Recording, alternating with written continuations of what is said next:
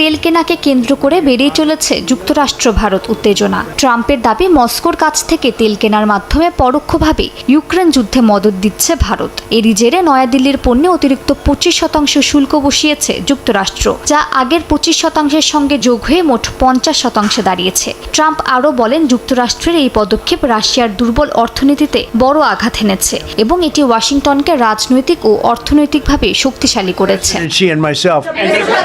এদিকে চীনের সঙ্গে বাণিজ্য উত্তেজনা প্রশমনে নতুন এক চুক্তিতে পৌঁছেছে যুক্তরাষ্ট্র। দুই পক্ষই ঘোষণা দিয়েছে আগামী 90 দিন পরবর্তী শুল্ক বৃদ্ধি স্থগিত থাকবে। এতে মার্কিন আমদানিতে 30% ও চীনা আমদানিতে 10% শুল্ক অপরিবর্তিত থাকবে। পূর্বে উভয় দেশ একে অপরের পণ্যে 3 অঙ্কের শুল্ক আরোপের হুমকি দিয়েছিল, যা প্রায় সম্পূর্ণ বাণিজ্য বন্ধ করে দিতে পারত। এই বিরতিকে উভয় পক্ষই গঠনমূলক আলোচনা চালিয়ে যাওয়ার সুযোগ হিসেবে দেখছে। যুক্তরাষ্ট্রের সাবেক জাতীয় নিরাপত্তা উপদেষ্টা জন বোল্টন দাবি করছেন, ট্রাম্পের শুল্কের কূটনৈতিক পরিকল্পনায় ধাক্কা খাবে খোদ ওয়াশিংটনই। তিনি শঙ্কা প্রকাশ করে বলেন, নয়াদিল্লির সঙ্গে বাণিজ্যিক টানাপোড়েন তৈরি করে ট্রাম্প এমন এক পরিস্থিতি তৈরি করেছেন, এতে ভারত আবার রাশিয়া ও চীনের দিকে ঝুঁকতে পারে।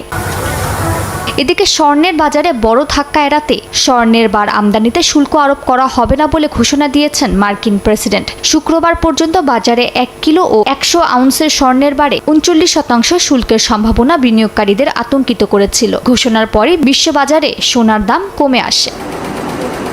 মালিহা সুহরওয়ার্দী, সময় সংবাদ।